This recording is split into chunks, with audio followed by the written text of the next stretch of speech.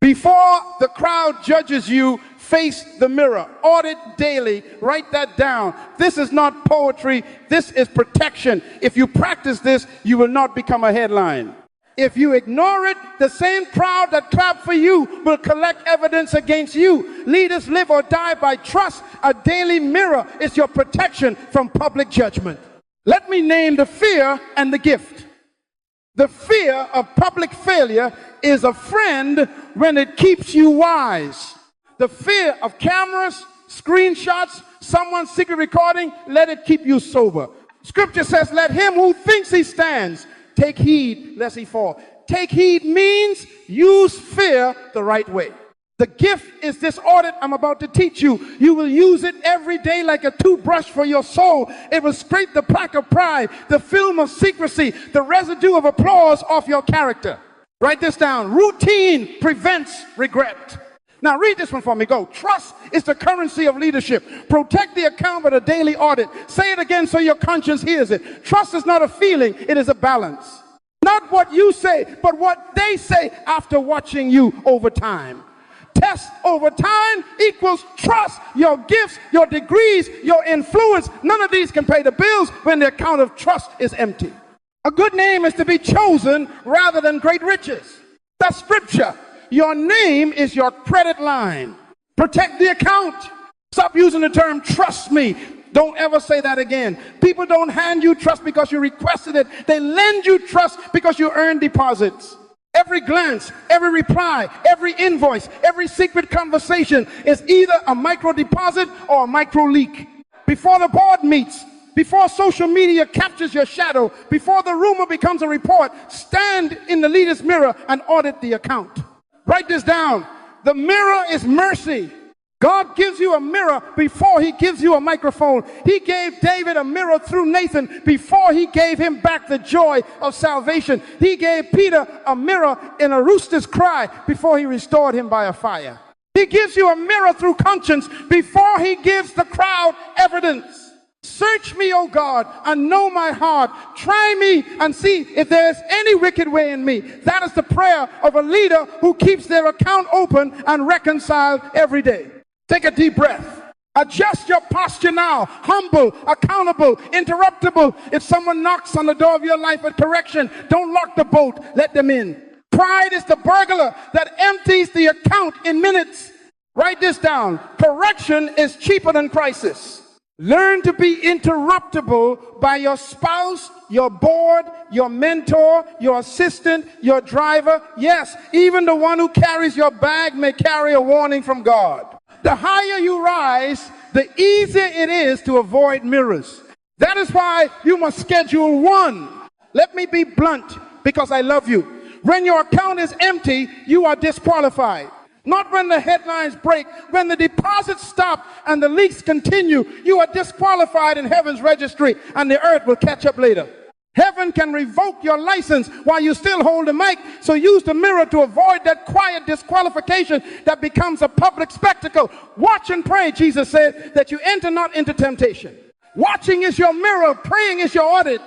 Read this next line for me. Go, the crowd is not my judge. My daily audit is my protection. When you live by the mirror, you won't have to survive by statements. When the mirror rules you, the crowd can't ruin you. Write this down. Manage the private and you preempt the public. If you think a closed door is privacy, you are naive. If you think deleting a message erases a footprint, you are in a fairy tale. In this age, evidence is immortal. Even if you think the device is off, someone is collecting. So let wisdom surveil you before the world does. Let the fear of God be your camera, the law of God be your lens, and your conscience be your notifications. Some of you feel exposed already. Good. That is the beginning of safety. The mirror is not your enemy, it is your ally. Only a fool argues with their reflection. Write this down. The mirror is there to catch drift early. When you see fog on that glass, hurry, don't pose. Don't explain, don't negotiate, hurry to adjustment. Leadership is not perfection, it is prompt repentance. David failed, then he faced the mirror. I have sinned, no excuses, no press tour. He shut his mouth He owned it, and he let God audit him. That humility is how he kept the throne of influence even after a collapse in behavior. Remember this phrase. You will hear it again later. When the mirror shows drift, run for cover and shut your mouth. We will give you the full protocol. But for now, build the habit of immediate honesty.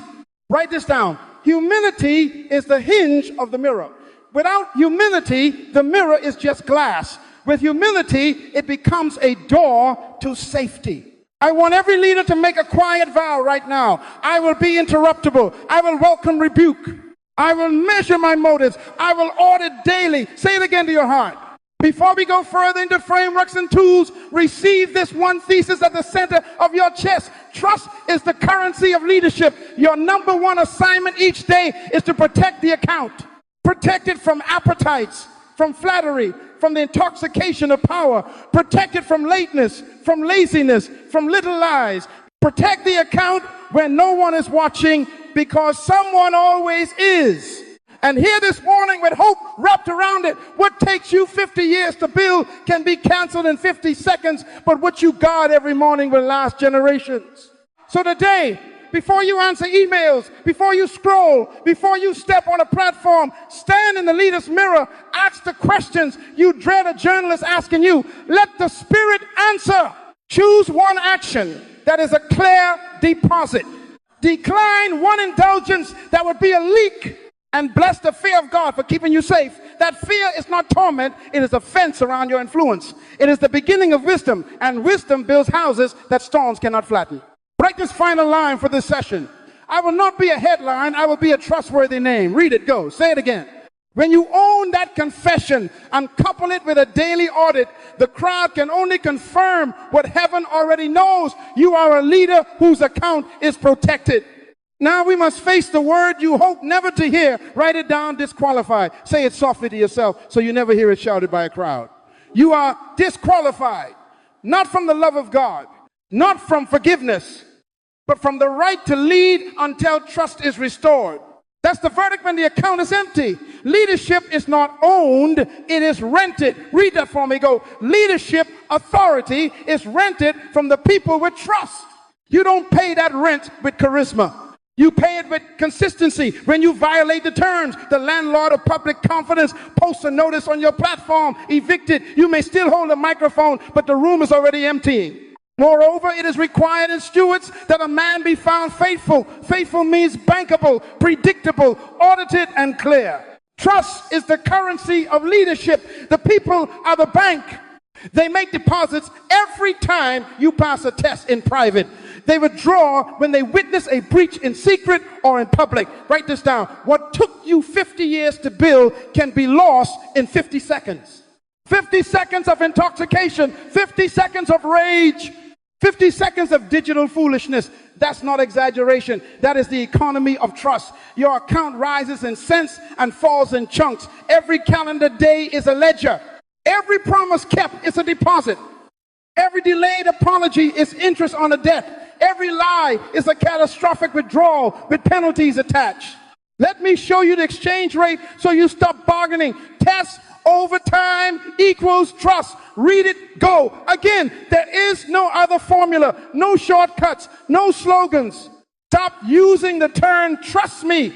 Don't ever say that again. Trust me is a request to borrow what you haven't earned. Show the record. Produce the statements. Let your history speak for you. He that is faithful in little is faithful also in much. Little messages, little invoices, little glances, little meetings that run on time, little temptations turned down when nobody claps.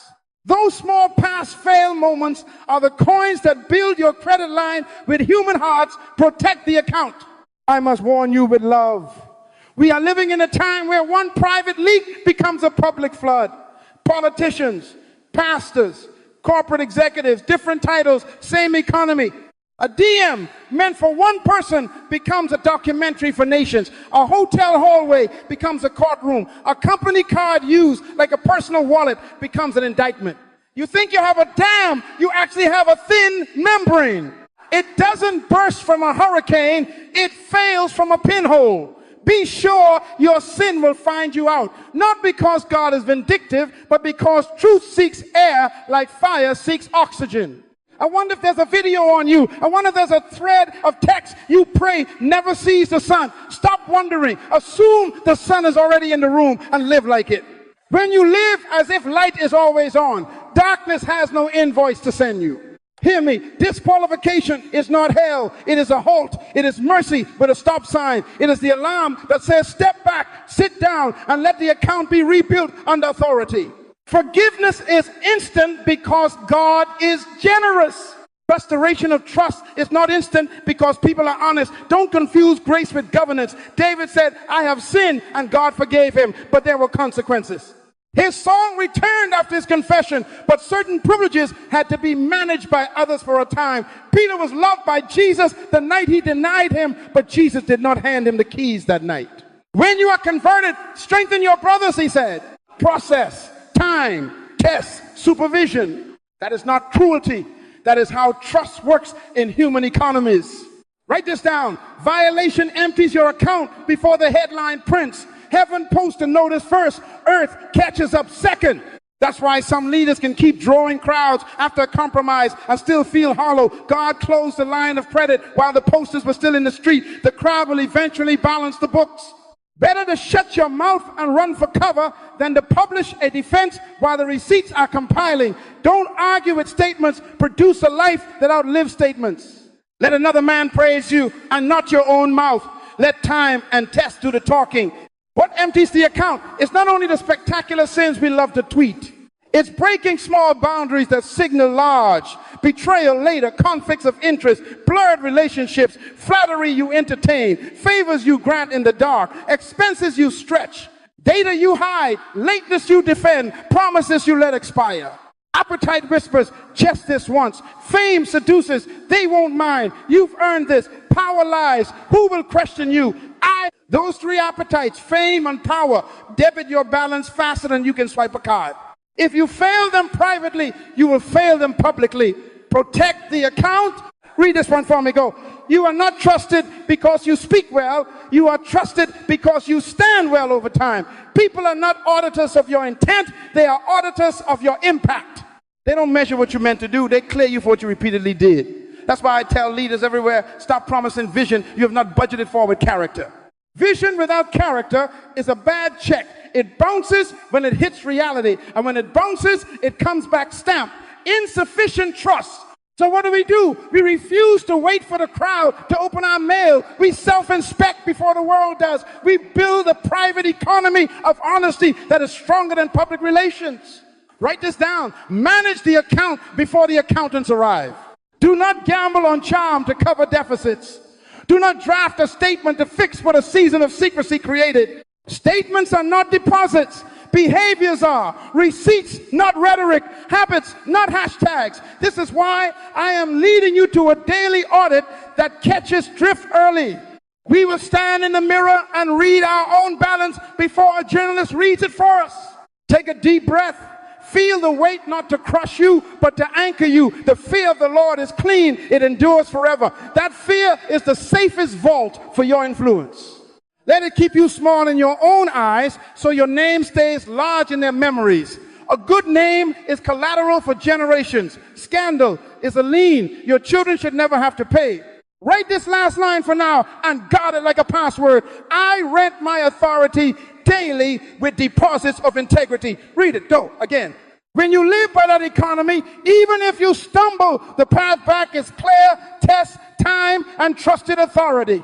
But tomorrow morning, before the sun clocks in, we're going to open the ledger and begin the audit so we never have to hear that word from the crowd, disqualified.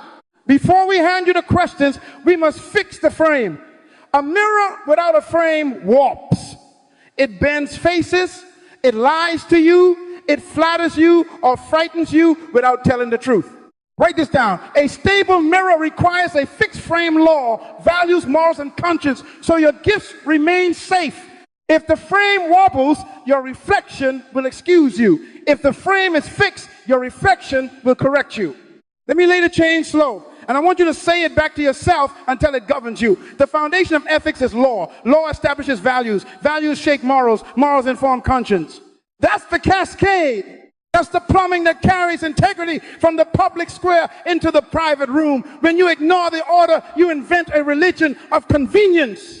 When you submit to the order, you build a culture of trust. The law of the Lord is perfect, restoring the soul. Law first.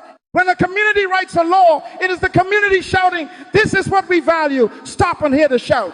Whenever you create a law, you have identified a value. Red lights mean we value life. Accounting controls mean we value stewardship. Marriage covenants mean we value fidelity.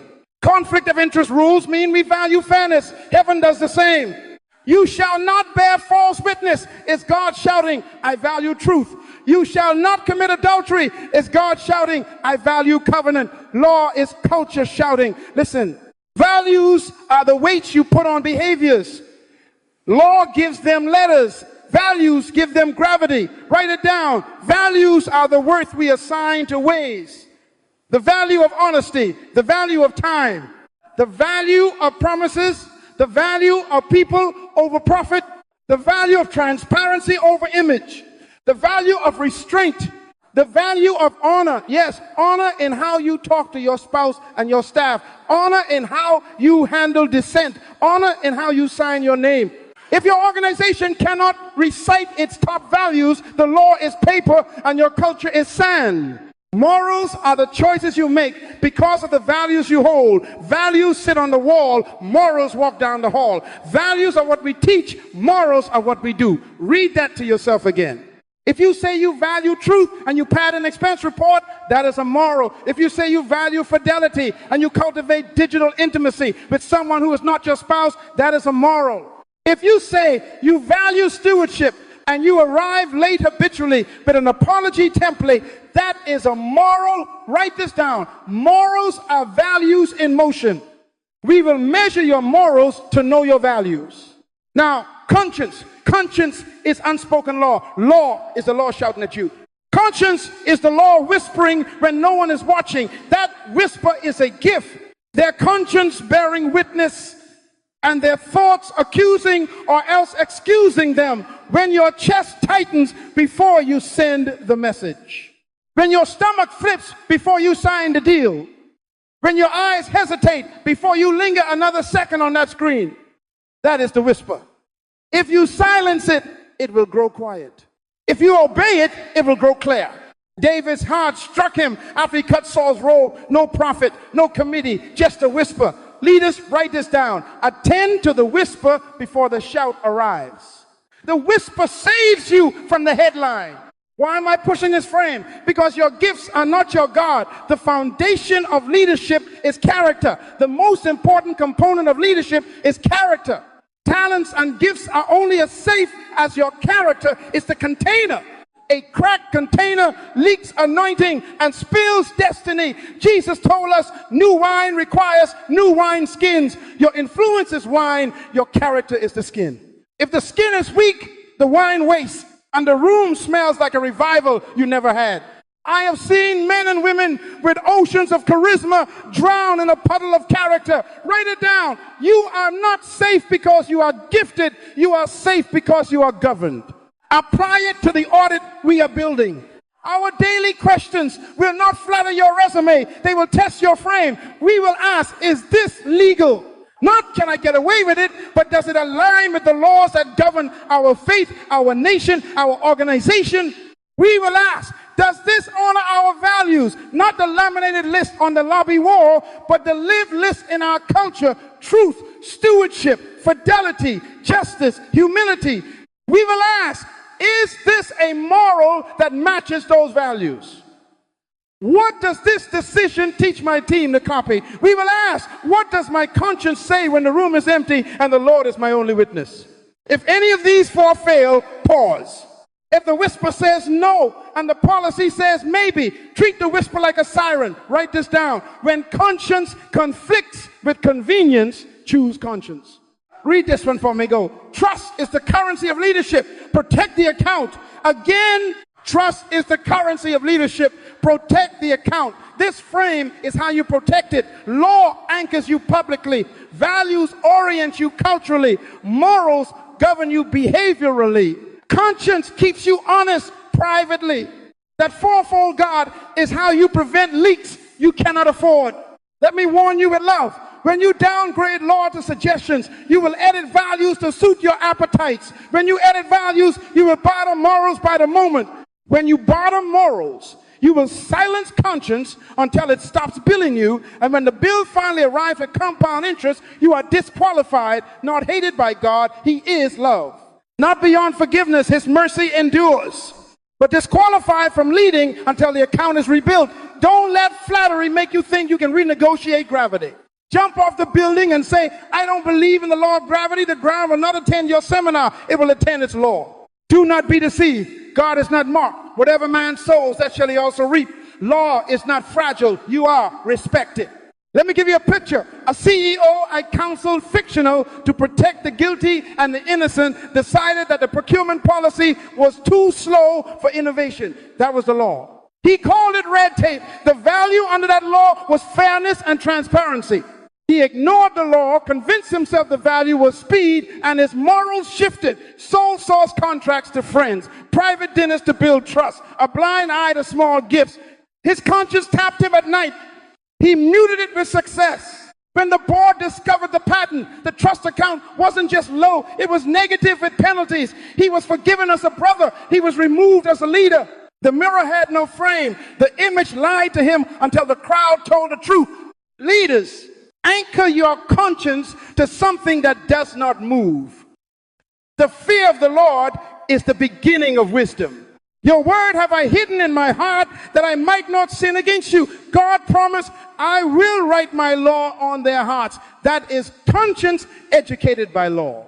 Do not trust your feelings. Educate your conscience with truth. Do not trust momentum. Educate your morals with values. Do not trust slogans. Plant your culture in clear laws. Write this down. Fix the frame so the mirror can save you. From today, adopt one policy. When a decision presses you, walk it through the chain out loud. Say, what is the law? What value does this reveal? What moral will this create? What is my conscience saying right now? Practice that in the morning when you are strong and at night when you are tired, because fatigue is where values leak. If you keep this frame, your gifts will serve you. If you refuse it, your gifts will seduce you. Choose the frame. Protect the account. Before breakfast, the exam papers are ready on your desk. Write this down. Every morning, you face 3 tests: appetites, fame, and power. Read that for me. Go. Again, these are not seasonal. They are daily. They don't knock. They live in your house. If you pass them privately, you will stand publicly. If you fail them privately, you will fall publicly. Trust is the currency of leadership. These 3, drain or deposit before you chew a bite. Protect the account.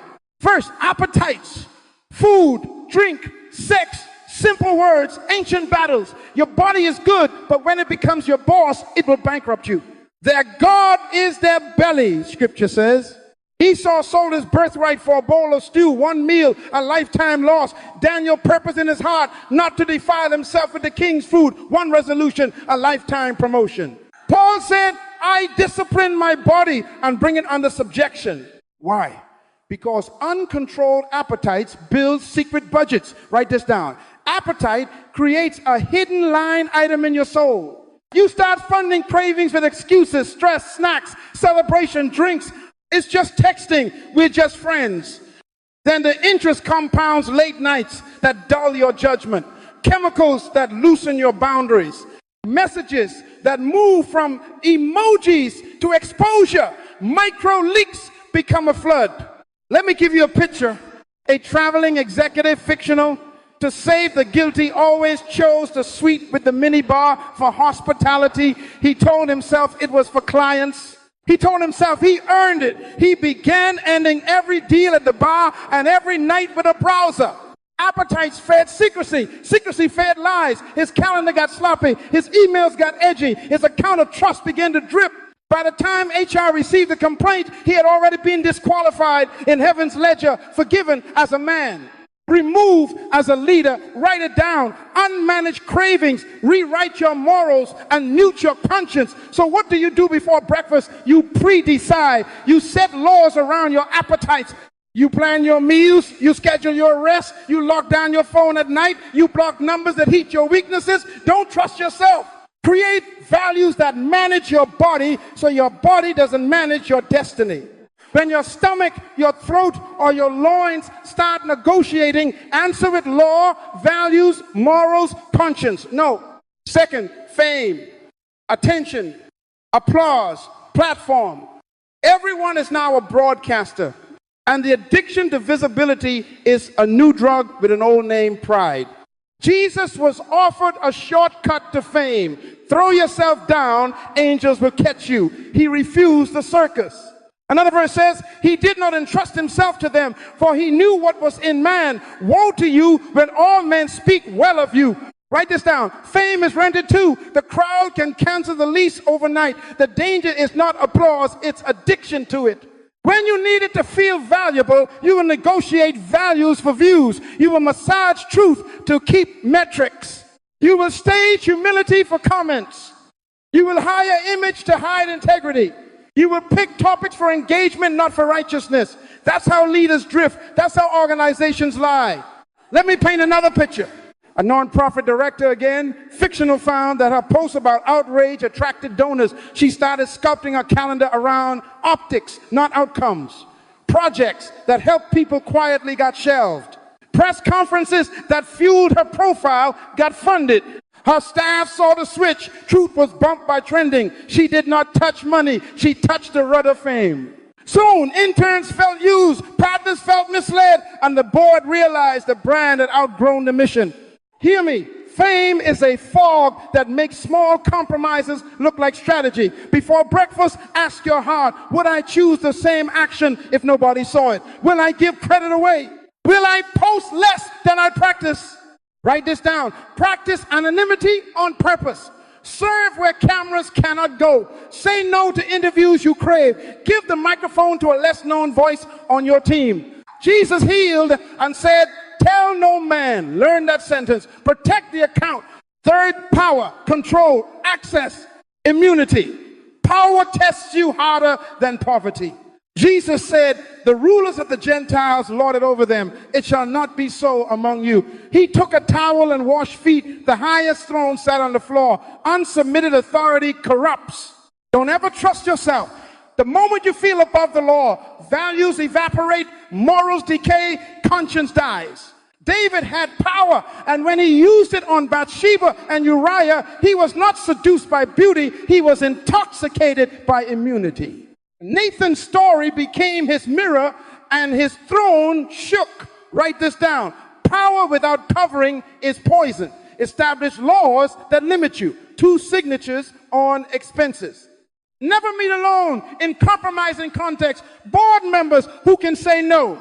A mentor who is not impressed by you. When correction comes, shut your mouth. Don't justify. Don't spin. Run for cover. Submit quickly. Power is safest when it is surrendered.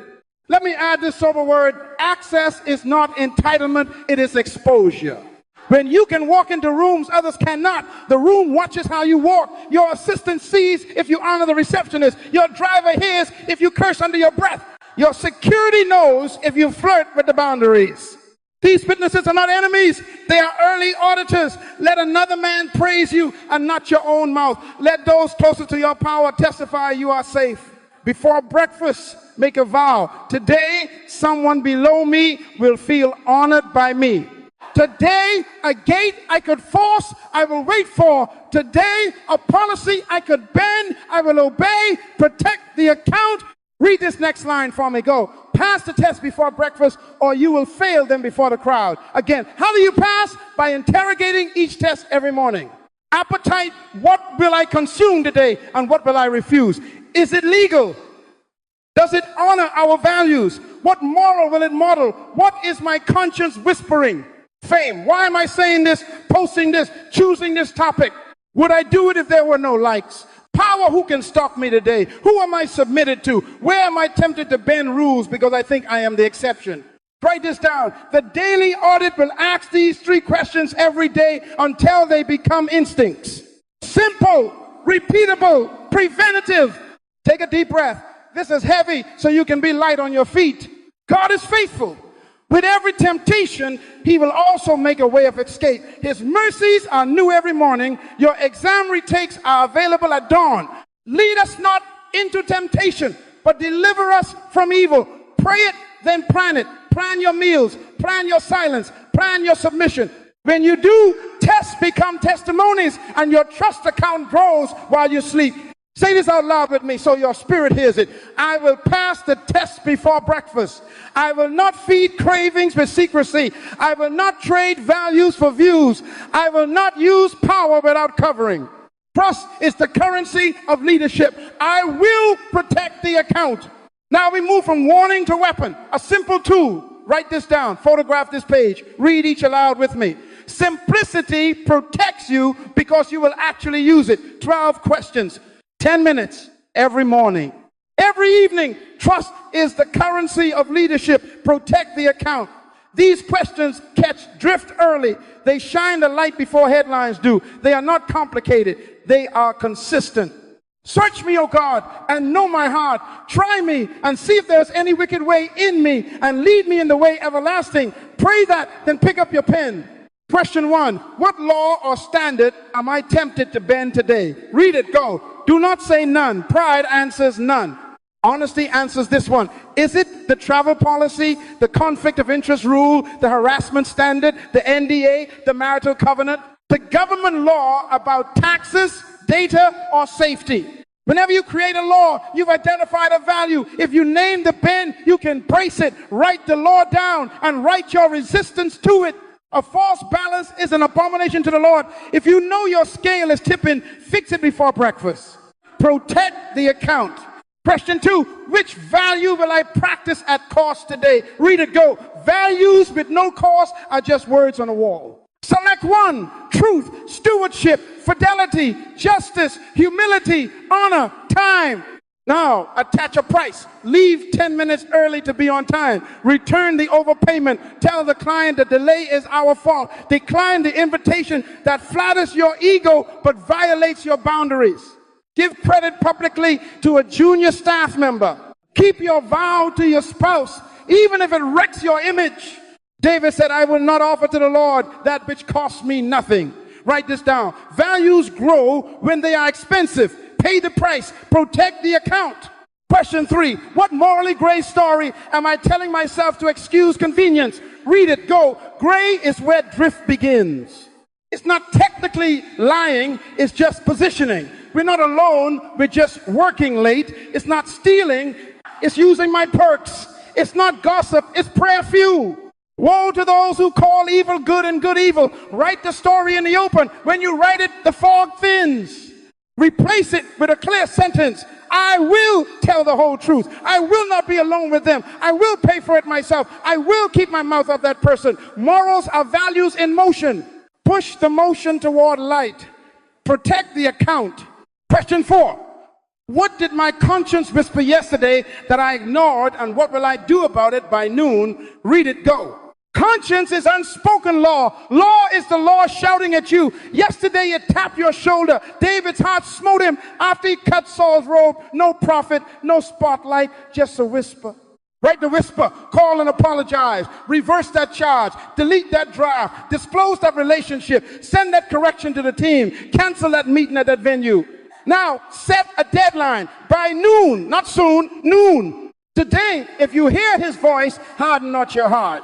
Obey the whisper before the shout arise. Protect the account. Question 5. Where is my trust account leaking home? Team, clients, community. Name one micro deposit for each. Read it. Go. Don't generalize. Specify.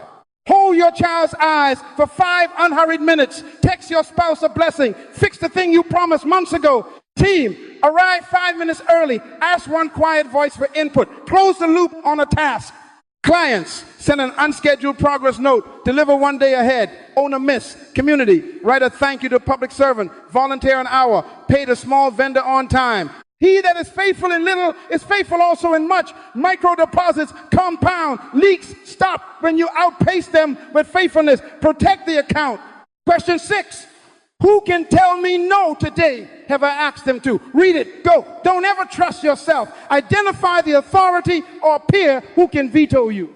Ask for their eyes before you act. Let the righteous smite me. It shall be kindness. Name the person who signs your expenses, who reviews your public statements, who sees your calendar, who holds your passwords, who reads the draft of your apology before you send it. Invite the no before the regret. Power without covering is poison. Cover yourself. Protect the account. Question 7. Is any secret forming? If yes, confess it to authority before lunch. Read it. Go. Secrets are mildew in the soul. They grow in the dark and they smell like scandal when the door opens. Confess your faults one to another and pray one for another that you may be healed. Healing is on the other side of confession, not explanation. If a secret has a seed, an unsent message you reread at midnight, a browser habit, a financial workaround, a conversation you would not want recorded, write a name and pick up the phone. Shut your mouth in public, open it in private with authority. Run for cover before lunch, protect the account. Question 8, what promise did I make that I have not documented? Send the proof now. Read it. Go. Memory is a poor accountant. Documentation is audit ready. Let your yes be yes and your no, no. Send the email summary. Update the CRM. Sign the agreement. Record the covenant. If it is not written, it can be rewritten by emotion later. Avoid disputes by producing receipts. Documentation is not distrust. It is respect for the future. Protect the account. Question 9. What appetite is loud this morning? What boundary will I honor? Read it. Go. Food, drink, sex, fatigue, comfort, entertainment. Name the loudest craving and pre-decide the wall. No alcohol alone on the road. No dessert after 8 p.m. Gym at 6 a.m. No hotel TV, phone outside the bedroom. No lunch with that person without others present. I discipline my body and bring it under subjection, lest after preaching to others, I myself should be disqualified.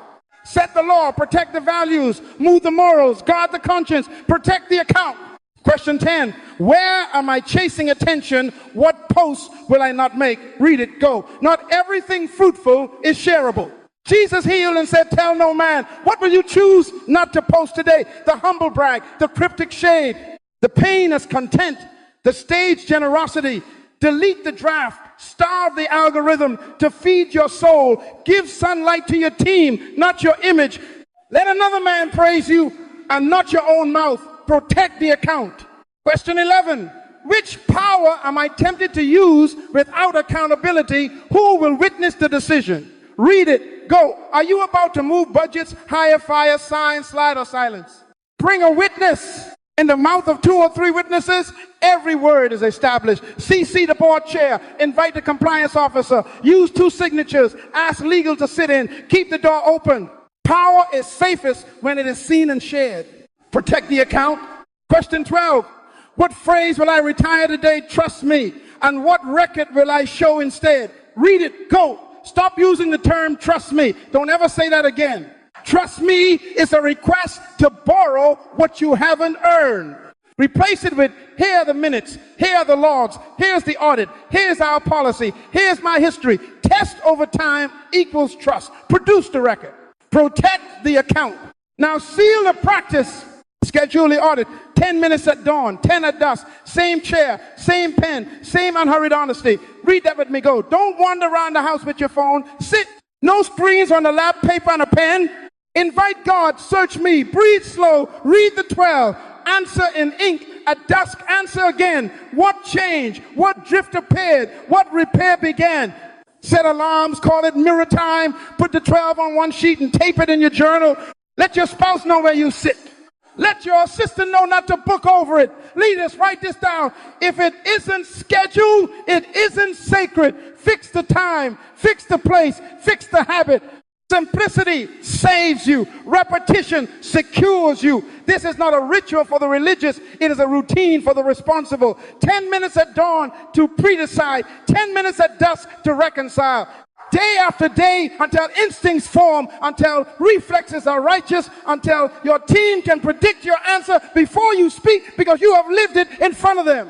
Keep your heart with all diligence, for out of it flow the issues of life. This is how you keep it. Trust is the currency of leadership. Protect the account. Read that for me one more time. Go.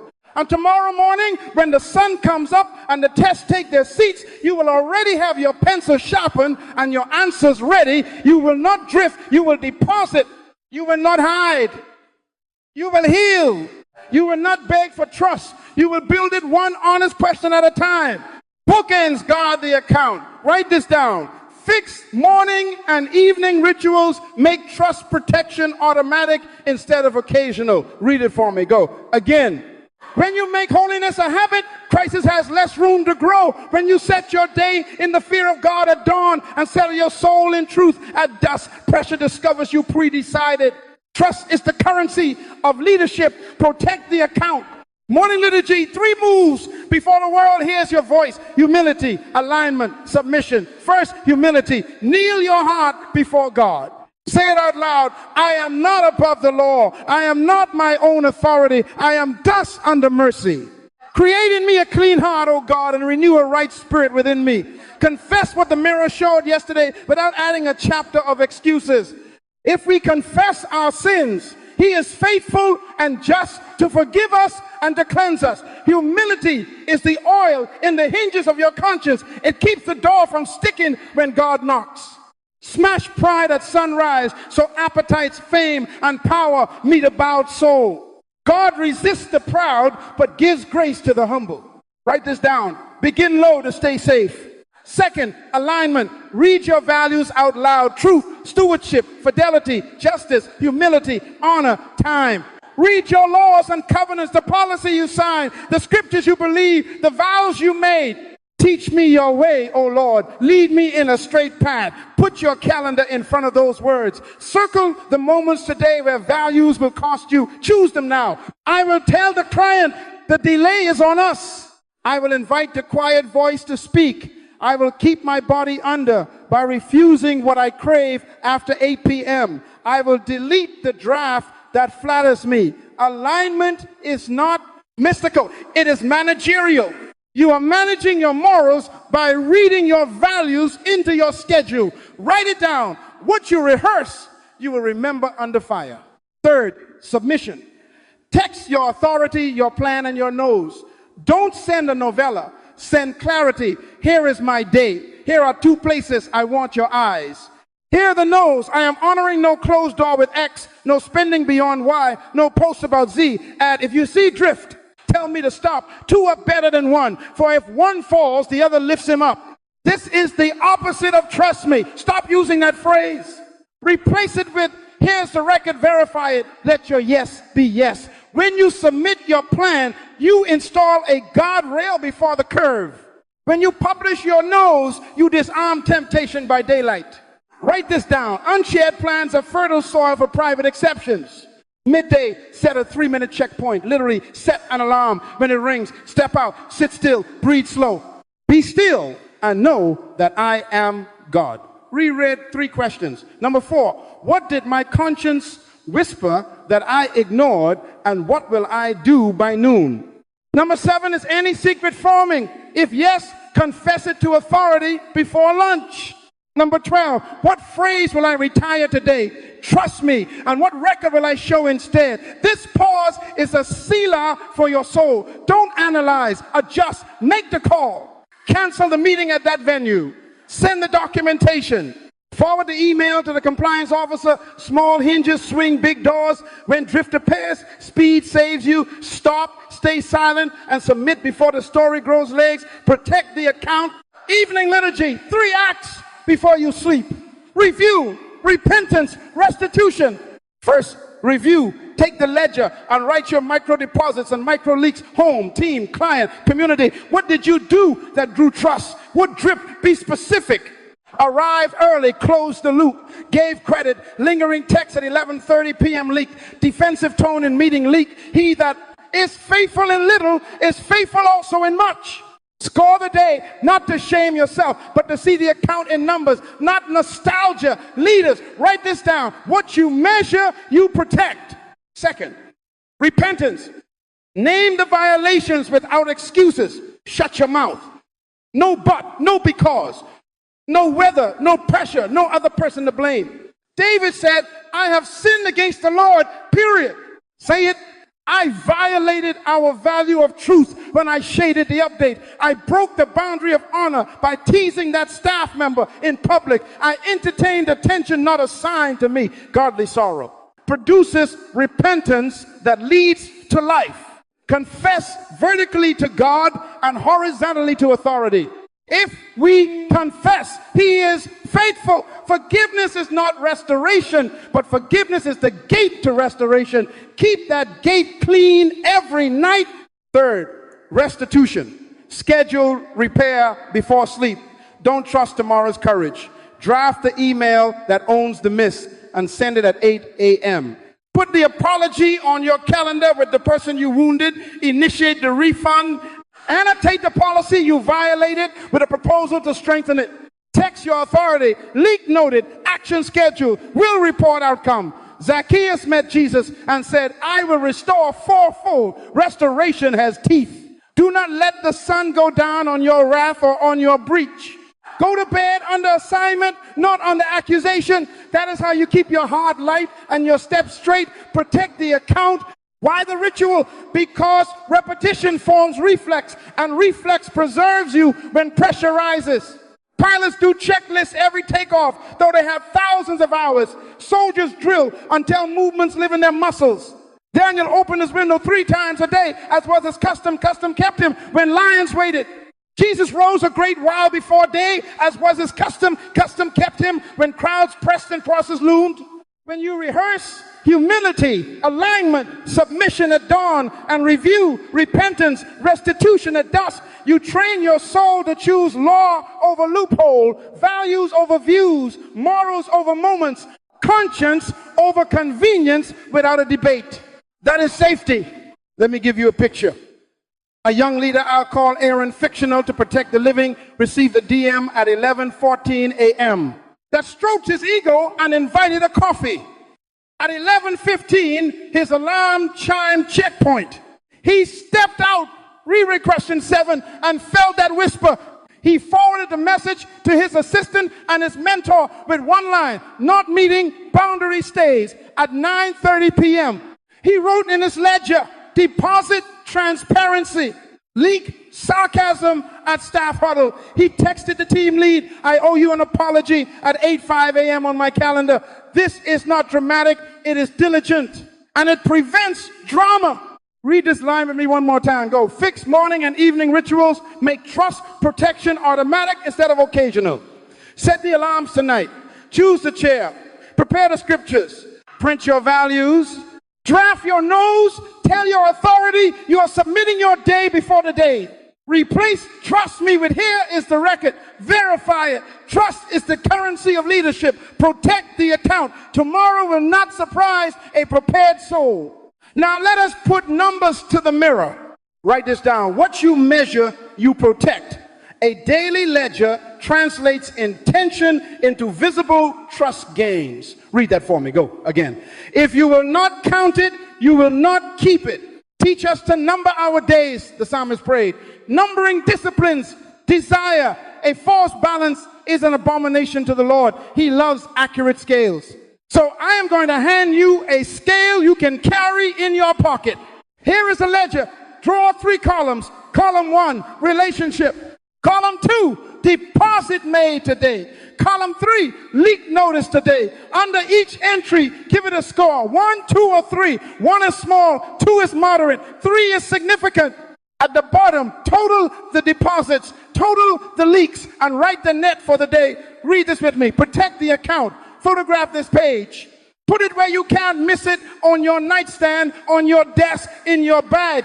When you hold a ledger, you choke denial. When you assign a number, you anchor reality. Relationship triad, write these 3 lines. Home, inner team, public stakeholders. Read them, go. Home, spouse, children, those who carry your name after the lights go off.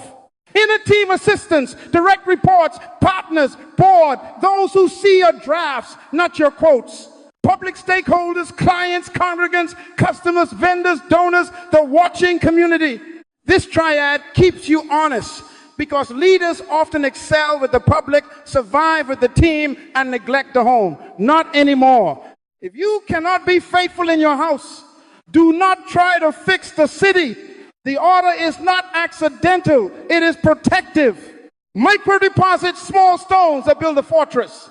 At home, kept a small promise you made last night. Arrived when you said you would. Phones down at dinner and eyes up. Prayed with the family before sleep. Repaired a tone before it hardened. That is a 1 or 2, write it. Inner team. Closed the loop you left open, gave credit publicly to the quiet contributor, sent a proactive disclosure. We missed the mark here. My fault. Here's the fix. Documented a decision with 2 witnesses in the room. Turned a private idea into a shared plan. Public stakeholders sent an unscheduled progress note, delivered 1 day ahead, published minutes on time, answered hard questions without fog, honored a refund policy without arguing. He that is faithful in little is faithful also in much. Little deposits compound into durable credibility. Micro leaks, drips that rot the beams. At home, lateness without notice, promises pushed to tomorrow for the 5th time, scrolling in conversation, sarcasm as humor that stings, defensiveness when corrected. In a team, vague language, we'll see, circle back, kind of, when you really mean no, canceling a one-on-one without explanation. Moving a boundary for yourself that you enforce for others, spending without pre-approval, just this once. Keeping a conversation off the record because you know it would not pass in the minutes. Public stakeholders arriving late to a meeting you requested, over-promising results in pitch mode, posting optics that exceed reality, refusing to answer a clear question directly. Trust me without receipts. Write it down. Private exceptions are public leaks waiting for oxygen. Small drips become headlines when gravity does its work. Now, how to rate? 1 noticeable but repairable by acknowledgement and a simple act. 2 felt by others requires apology or process adjustment. 3 significant impact requires authority, involvement, or restitution. Do not cheat the scale to protect your feelings. God already knows the number. You have been weighed in the balance and found wanting, Daniel told a king who would not self-audit. Better you weigh yourself at dusk than be weighed by a crisis at dawn. When in doubt, ask the affected person to rate it, then write their number, not yours. Humility keeps the math honest. Here is how to use the ledger in 10 minutes at dusk. Line 1, home. Deposit, kept school pickup at 3 to 10. Score 2, leak, snapped at my spouse when I asked about schedule. Score 1, net, +1. Line 2, inner team. Deposit, shared credit in all hands. Score 2, leak, canceled junior staff check-in last minute. Score 2, net, 0. Line 3, public stakeholders. Deposit, set early, update to donor. Score 1. Leak, vague answer in community forum about timeline. Score 2, net, -1. Total day, net 0. Read this, go. 0 is a warning, not a win. A flat day is a drift day unless you schedule repair. Tomorrow morning's plan must include restitution where you scored negative and reinforcement where you barely broke even. Write this rule down. If the same leak appears 3 days in a row, stop justifying and change the system. Don't ever trust yourself to do better next time without altering a process. If lateness repeats, move your departure time by 15 minutes and give calendar access to your spouse and assistant. If vague language repeats, pre-write the hard sentence and practice it before the meeting. If private exceptions repeat, put your wallet, your passwords, your approvals under a second signature. In the mouth of 2 or 3 witnesses, every word is established. Bring witnesses to your weak places until strength returns. Another rule, if your total net is -2 days in a row, submit the ledger to your authority and ask for instruction. Shut your mouth, send the numbers without an essay. Let the righteous smite me, it shall be kindness. The ledger is not for self-condemnation. It is for supervised correction. Forgiveness cleanses your conscience. Measurement corrects your conduct. Together they rebuild trust over time. Keep the receipts. Replace "trust me" with "here is the ledger." Show your spouse the home line weekly. Show your team. Lead the inner team line in your one-on-one. Present the public stakeholders line to your board or advisors monthly with corrective actions attached. That is not weakness, that is wisdom. When you show your math, you silence suspicion. When you hide your math, you invite it.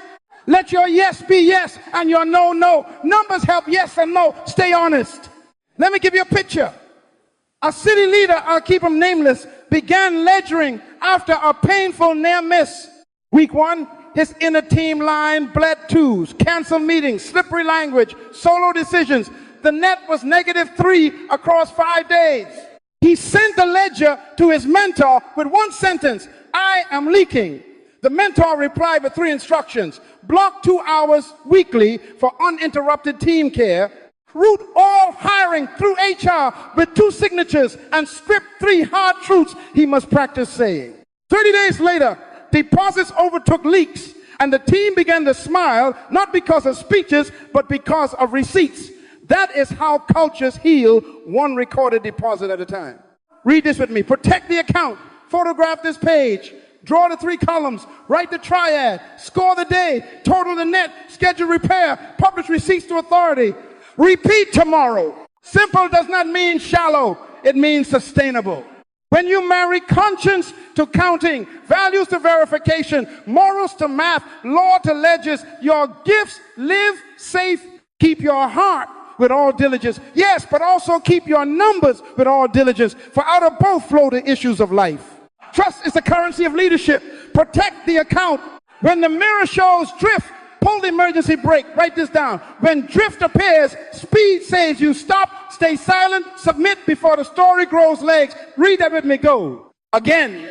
This is not theory. This is triage. The mirror is mercy. The ledger is a siren. Conscience is the whisper of law. Law protects values. Values drive morals. Morals train your conscience.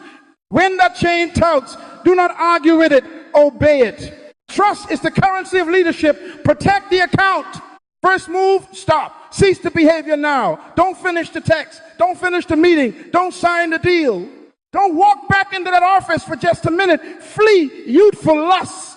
A prudent man sees danger and hides himself. Run for cover. Get up from the table. Leave the building. Shut down the laptop. Click out of the thread and delete the draft. Make no provision for the flesh. Provision is planning for failure. Cancel provision. I don't care if the room thinks you are rude, better rude than ruined. Write this down. Interruption is cheaper than intervention. Every second you continue after the mirror speaks is a withdrawal from the trust account with compound interest of pain. Stop now. Second move, silence. Shut your mouth. No justifying, no spinning, no but, no because. Where words are many, sin is not absent. Every extra sentence you add writes a bigger headline for your accuser. Assume every device is recording, every hallway has ears, every email will be screenshotted, every apology you offer to the wrong audience will be used to prosecute you, not to protect you.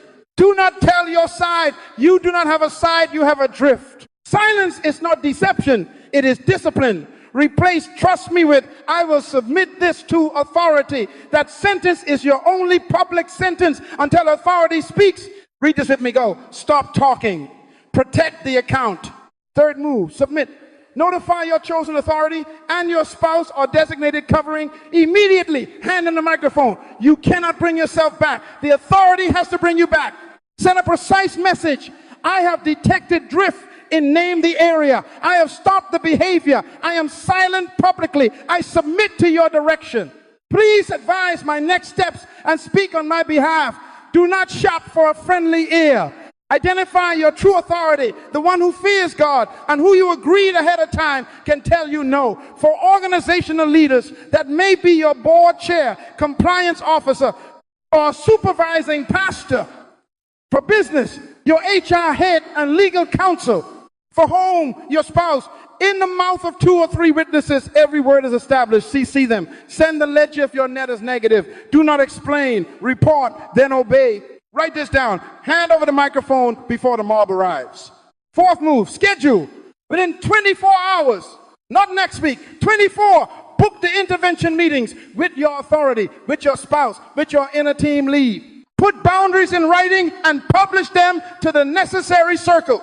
No closed door meetings with X. No travel alone. No late night messaging. 2 signatures on expenditures. Supervisor to review all public statements for 90 days. Weekly check-in with mentor. Monthly report to the board. This is not drama. This is diligence. Abstain from all appearance of evil. Put the appearance in writing. Post the new practice inside the team channels. If there is a victim or potential harm, schedule restitution and protection first. If there is a legal dimension, schedule counsel. If there is a pastoral dimension, schedule prayer and confession. Read this line, go, if it isn't written, it will be rewritten by emotion later. Schedule fixes before you sleep. Fifth move, step aside if necessary. If your drift touched power, money, or sex, if it crossed the boundary of law or violated a core value, move out of the driver's seat while the inspection happens. You are disqualified from function until authority says otherwise. Not forever. For now. David sat down before he stood up again. Peter wept bitterly before he preached boldly. Forgiveness is immediate. Restoration takes time. You cannot time yourself. Total submission to the discretion of authority with regard to your readiness to return is non-negotiable. Let the authority represent you to the greater community. Shut your mouth. Don't book secret meetings to explain your heart. Don't go live. Don't test the waters with a soft return. Step aside. Protect the account. Let me give you a picture. A fictional executive called her Lydia, saw her ledger bleed twos for 3 days. Late night DMs, private lunches that violated policy, vague project updates to keep her face shiny. On day 4, her conscience, unspoken law, pulled loud, she stopped. She walked out of the cafe mid-sentence. We cannot meet again alone. She went silent, no follow-up, no, I just needed to explain, no delete and deny. She submitted text to the board chair and mentor. Drifting boundaries and truthfulness. I have ceased activity. I am silent. I submit to your authority. Within the hour, she scheduled compliance at 9 a.m., HR at 10, mentor at 12, spouse conversation at 3, team statement drafted by legal by 5. Published boundaries, no private meetings with opposite sex, no late night internal messages, weekly audit to compliance for 90 days, co-signer on budgets. Her board asked her to step aside from public presentations for a quarter. She shut her mouth and obeyed. Do you know what happened? The story never grew legs. The community never became a courtroom. The account took a hit, but the deposits resumed under supervision. That's how you prevent a scandal, by treating drift like a fire, not like incense. Leaders, read this sentence with me. Go, when drift appears, speed saves you. Stop. Stay silent and submit before the story grows legs. Write the protocol in your phone under ICE integrity. Pin it to your desk. Teach your assistant that if you say mirror, they cancel the room. Teach your spouse that if you text cover, they call you and you leave. Install a 24-hour clock in your soul. If tomorrow's sunrise finds you still justifying today's drift, you are on your way to headlines. Replace trust me with here is the process I followed. Here are the boundaries I published. Here is the authority I obeyed. Law frames values. Values move into morals. Morals educate conscience. Conscience cries, stop. Hear it, obey it. Speed is mercy. Trust is the currency of leadership. Protect the account. Authority and covering. Who can bring you back? Write this down. You cannot bring yourself back. Only trusted authority, obeyed fully, can restore your credibility. Read that for me. Go. Again, until that sentence lives in your bones, you are a danger to yourself and to us. Trust is the currency of leadership. Protect the account. Let me define the kind of authority we are talking about. Because some of you have surrounded yourself with cheerleaders on your payroll, not guardians of your soul. Criteria, write these down. Number 1, fears God. If they do not tremble before the lawgiver, they will never restrain you when your gifts intoxicate you. Number two, outside your payroll. If you sign their check, you command their courage. We want a voice you cannot fire. Number three, not impressed by you. Titles don't move them. Photos don't stun them. Access doesn't seduce them. Nathan walked into a palace and told the king a story that ended with, "You are the man." That is authority. Number four, proven in private integrity. I want someone whose spouse trusts them, whose receipts add up, whose name is clean where nobody can see. Number five, competent in your domain and comfortable with the law. They can smell an HR trap, a compliance breach, a pastoral risk, and they know the difference between forgiveness and governance. Number six, loved by the community for the right reasons, steadiness, not sensationalism. In the multitude of counselors, there is safety. Get safe people. Write it down. Choose authority before you need authority.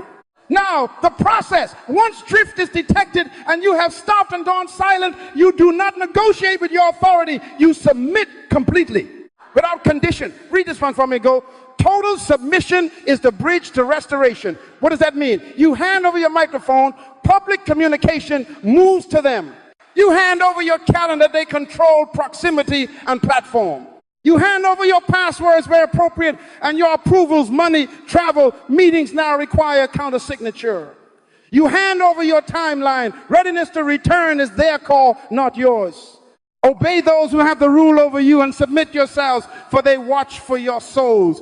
If that verse makes you itch, your ego has already become your idol. Timing belongs to them. This is governance. Write it down. No self-reinstatement. Don't craft a surprise comeback message. Don't announce a new season because you feel better. You do not get to decide when the community's trust is rebuilt. The community does not even get to decide. Your appointed authority discerns and declares it.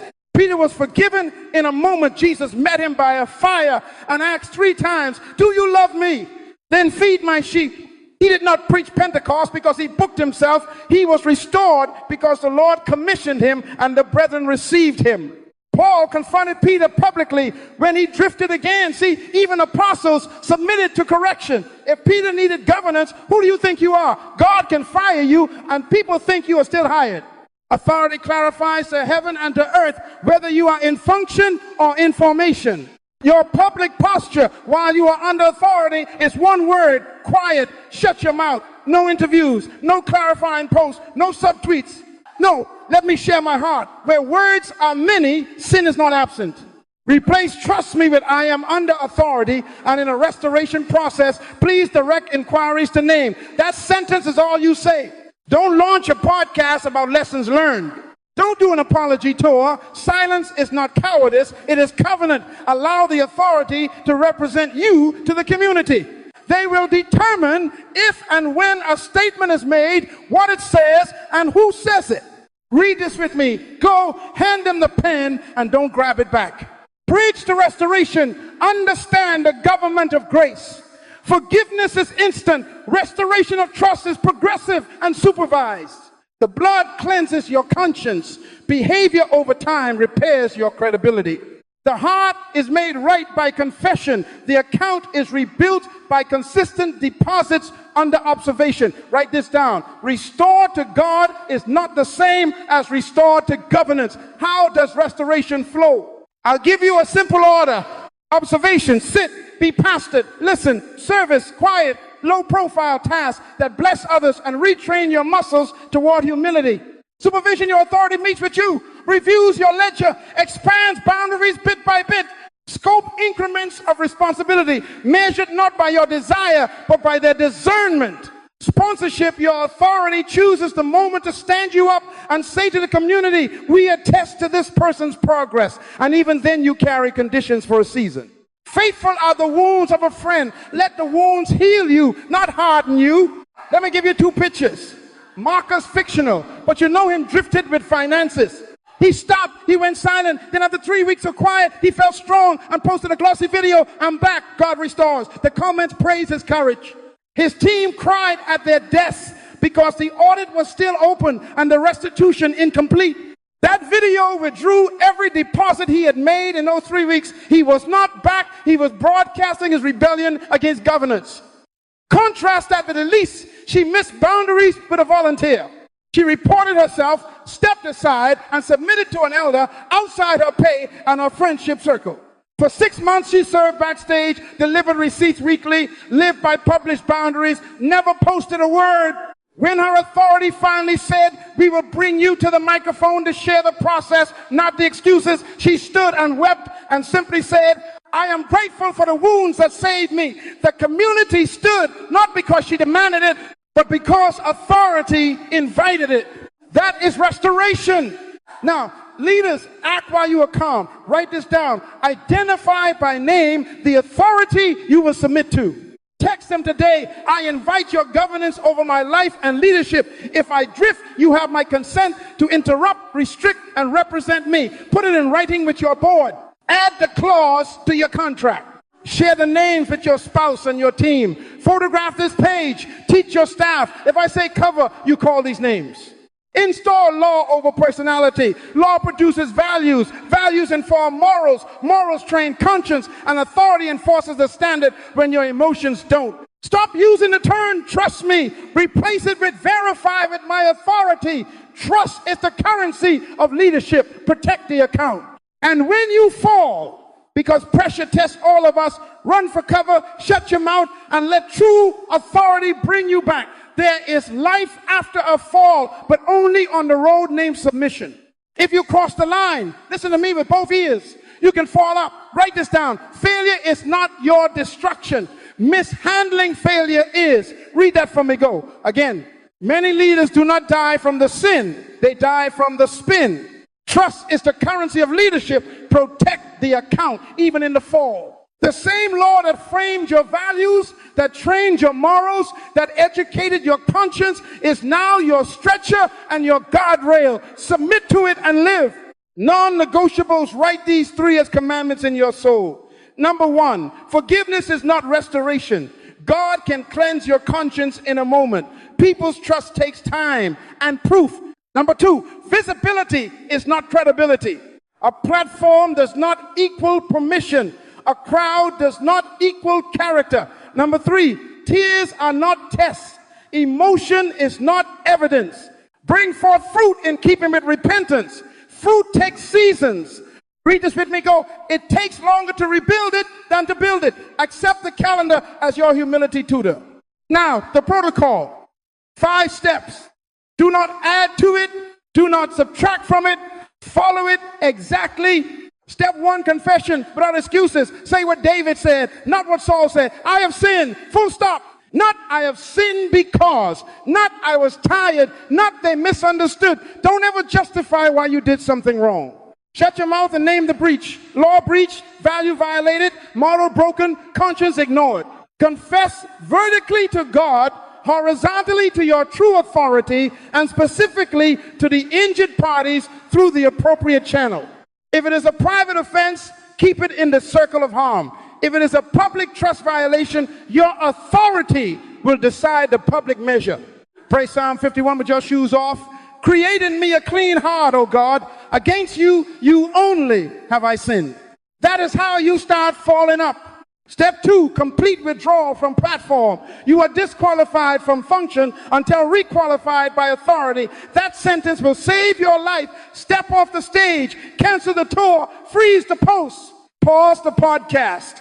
Turn down the microphone you're being begged to grab. Replace "trust me" with "I am under authority and silent while they lead me." Visibility right now is a leak. Fame is your enemy. While the fracture is fresh, be still. Stillness is surgery. The more you talk, the more you bleed. Read this one for me. Go. Step back before you step up. Step 3, restitution to injured parties. Zacchaeus met the king and said, "If I have taken anything, I restore fourfold." That is repentance with a receipt. Make the money right. Repay, reimburse, return. Make the time right. Give back hours you stole with lies and delay. Make the dignity right. Apologize in the presence of your authority with safety, with specificity, without pressure on the injured. If a crime was committed, obey the law. Report it and cooperate. If boundaries were broken, write new ones and live beneath them. If reputations were harmed, allow your authority to determine the wording and the audience for public corrections. Do not script your own vindication. Restitution is costly on purpose. It disciplines appetites, fame, and power by taking away their sugar. Write this down. You cannot heal what you will not repay. Step 4, tested obedience over time. Fruit, not flashes. Submit your daily audit. Score your deposits and your leaks. Let your authority see the math.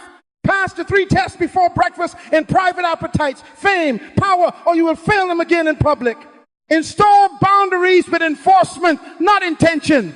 2 signatures on spending, no travel alone, doors left open, transparent devices, curfews on communication, accountability meetings on the calendar, serve in silence. Clean the room you used to command, carry water for the team you used to direct, let people walk past you without announcement. Humble yourselves under the mighty hand of God that he may exalt you in due time. Due time is not your watch, it is his wisdom measured by authority. Write this down. Calendars cure delusion. 30 days feels like a year when pride is detoxing. Endure it. Step 5, requalification. Announced by authority, not by you, not by your followers, not by sentiment. Your appointed authority who fears God is outside your payroll and is unimpressed by you, will discern and declare when, where, and how you re-enter function, if at all. They will set the scope and the conditions. They will stand beside you and say, we attest that this process has been warped. And you will not come back to explain. You will come back to testify to the law that framed you, to the values that corrected you, to the morals that now govern you, to the conscience that now rings loud again. Peter did not promote himself after the fire of denial. Jesus restored him by commission. And even then, Peter later submitted to Paul's public correction when he drifted. That is how leaders stay safe after they are returned, by staying under. Let me give you 2 pictures. A fictional founder, call him Aaron, crossed the line with investor funds. He confessed quickly, but then took an interview to share context. That one interview cost him a year, visibility without credibility. He refused full withdrawal, raised a secret bridge round, and called it faith. The board discovered it. The prosecutor called it fraud. He did not mishandle the sin. He mishandled the season, and the account went bankrupt. Contrast with Ruth, a department head who crossed a boundary with a subordinate. She confessed without excuse, resigned from her role, made restitution with HR guidance, paid for extended counseling for the injured through the company's program, served under a different supervisor in a back office role for 9 months, submitted her ledger weekly, never posted a word. When authority finally said, we will requalify you for limited scope, she returned with conditions and with gratitude. The community received her because authority invited her, not because she insisted. That is falling up. Write this sentence and tape it to your mirror. I will not time my own return. Read it. Go again. Accept the calendar as your humility tutor. Do not treat your tears as proof. Do not treat a crowd as consent. Do not treat forgiveness as a platform. Treat all 3 as mercy that keeps you breathing, while obedience rebuilds your name. He restores my soul. Restoration is his work, but reputation is our work under authority. Trust is the currency of leadership. Protect the account. Now summarize the road so you can walk it when the room spins. Confession without excuses. Withdrawal without negotiation. Restitution without delay. Obedience with measurement over time. Requalification by authority alone. Photograph this page in your mind. Teach it to your board, to your spouse, to your team. If I cross the line, this is our path. There is life after the fall. Yes, Peter preached, David wrote again. But hear me, only on the narrow road of submission, supervision, and slow fruit. Don't run your mouth. Don't run your timeline. Run for cover. Shut your mouth. Obey quickly. Then wait. When the due time comes, you won't have to say, trust me. Your authority will say, we trust them, and the account will begin to glow again. That is how you fall up. Now we install it. Not a mood, a culture. Write this down. Culture is stronger than intention. Read it. Go again. If your systems don't carry your soul will be carried by your appetites, your fame, your power. Trust is the currency of leadership. Protect the account. We're going to make the audit our shared language so the whole house protects the account together. Standardize the mirror. One set of questions, not 12 versions. The same 12 you use in your bathroom become the 12 your executive team faces every Monday, the 12 your board reviews quarterly, the 12 every household head asks in the home every week. Why the same? Because law stabilizes values. Values generate morals. Morals train conscience. Conscience needs consistency. Write the vision and make it plain so that the runner can run with it. Plain means everyone reads the same sentence. Read this one for me. Go. Same mirror, same questions, same courage. No customizing for convenience. No dumbing down for titles. The gift at the top is only as safe as the mirror at the top. Create rhythms that refuse to forget. Monday team audit circle. 20 minutes standing, no phones. Each leader answers 3 first. Appetites, fame, power. Did you pass in private or are there leaks to report? Then 2 from the 12 that pricked you last week. Confession is simple, without excuses, in the presence of your peers and under your pre-selected authority on the call. End with agreed boundaries for the week. Friday trust ledger report. 2 numbers and notes. Micro deposits. Micro leaks. No poetry, no spin, just the math that turns intention into visibility. If a score is negative, speed saves you. Schedule an intervention before the story grows legs. Quarterly authority check-ins. Your board meets with your external authority who fears God and is not impressed by you. You meet with them as well. Your spouse or designated home covering meets with them for the home dimension. In the multitude of counselors, there is safety. Put safety on the calendar. Policy language must change because language shapes culture. Retire, trust me, organization-wide. Ban it from emails, from meetings, from the stage. Replace it with verify with our authority. And here are the receipts. Require receipts for money, minutes for meetings, and counter signatures for power moves. 2 signatures on expenditures above your threshold. All closed-door meetings, minded it with a window or witness for high-risk interactions. Travel never alone on company money billed in a second set of eyes. All public statements cleared through the designated authority for 90 days in any season of drift or transition. Let all things be done decently and in order. Order is love's protection. Write it down. Policy is the fence that keeps the fruit safe. Now the cascade. Teach your leaders to teach others. Do not hoard the audit, multiply it. Every manager trains their team leaders to run Monday circles and Friday ledgers. Every department chooses a mirror captain, not the loudest, the most faithful. Every small group in your community learns the 3 tests before breakfast and practices them. Every household head, father, mother, guardian learns to ask age-appropriate versions around the dinner table. Deuteronomy says, teach these words diligently to your children. When you sit, when you walk, when you lie down, when you rise. This is how you transfer law into values, into morals, into conscience across generations. Read this with me. Go. Protect the account again. Until your interns can say it in their sleep and your elders can say it with their eyes closed. Board governance upgraded. Replace cheerleading with guardianship. The board receives the CEO's Friday ledger and the countersigned receipts monthly. Conflict of interest declarations are read aloud and recorded in the minutes every quarter. No family member approves pay, travel, or platform for another family member. The board chair holds the cover button. If the chair or your external authority says cover, everything stops. No launches, no press, silence, and submission. That phrase is installed in the bylaws. If drift appears, the pre-scandal protocol triggers automatically. No votes required to obey conscience. This removes negotiation from moments that require obedience. He who is faithful in little is faithful also in much. Faithful boards guard the little leaks before they sink the ship. Home matters. The house trains the hand. Sunday evening family mirror. Parents go first. Search me, O God, and know my heart. Try me. 2 questions from the 12 in words your children can understand. Did daddy pass the food test? Did mommy pass the fame test? You smile. You confess without excuses. You publish small boundaries. No phones at table. Doors open when friends visit. Device reports visible. Proverb says, the righteous man walks in his integrity. His children are blessed after him. Bless them with your audit. Install one family rule. If anyone in the house texts mirror, we stop and check our conscience. Train them young that stopping is wisdom, not weakness. Tools make it stick. Put ICE integrity at the top of your team. Chat with the protocol pinned. Put mirror on your calendar at a fixed time. Set alarms.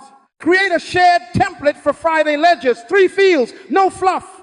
Map the quarter with pre-booked authority check-ins. Invite your spouse to the calendar.